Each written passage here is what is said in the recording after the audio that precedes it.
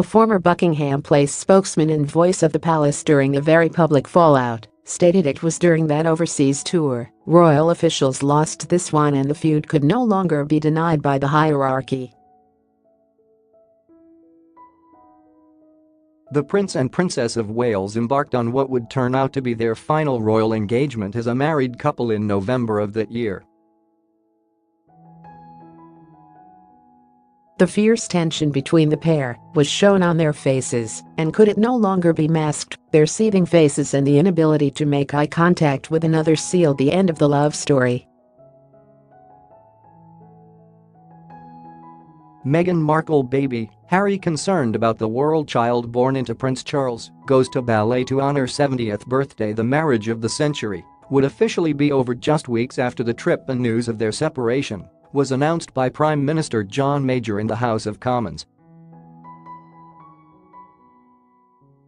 These revelations comes after years of constant denial from the palace by Dickie Arbiter, who worked as the Buckingham Palace spokesman during that period until 2000. When questioned on whether misleading the press was right, he stated there was no option but to do it. He told Jeremy Paxman in a Channel 5 documentary, Paxman on the Queen's children, "At the time it wasn't acceptable, we did it because we had no option but to do it." Mr. Arbiter also stated the monarchy was under increasing pressure because of the broken-down marriage of Charles's younger brother Prince Andrew to his wife Sarah Ferguson.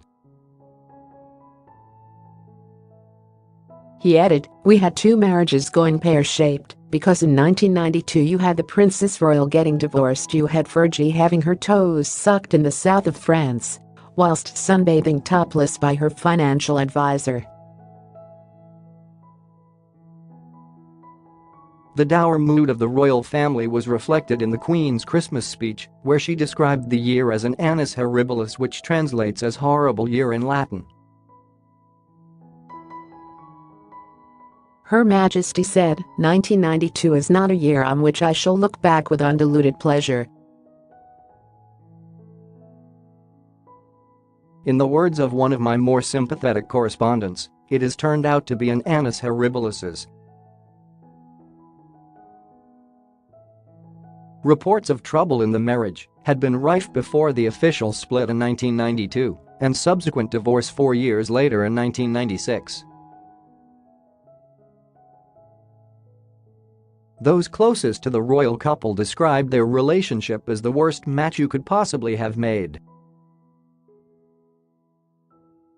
Paul Burrell, a former servant of the British royal household and butler to Diana, said cracks in the marriage were getting wider and wider after Prince Harry's birth, which had provided the royal family an heir in despair, meaning her job was done.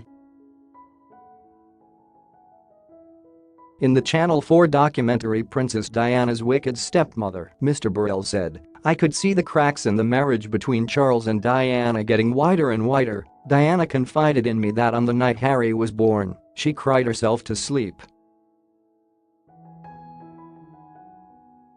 Prince Charles meets Nelson Mandela's daughter at Liverpool event. Royal rift. How Prince William made Prince Harry feel left out. She says, "I knew my marriage was over, and the prince told the princess that his duty was now done. He had provided the country with an heir in despair, and he could now resume his relationship with Ms. Parker Bowles." But for some their downfall had been on the cards, and the perfect marriage in 1981 was described as the worst match you could possibly have made.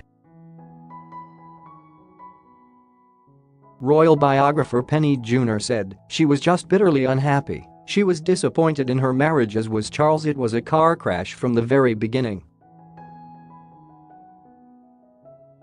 Watch Paxman on the Queen's Children on Channel 5.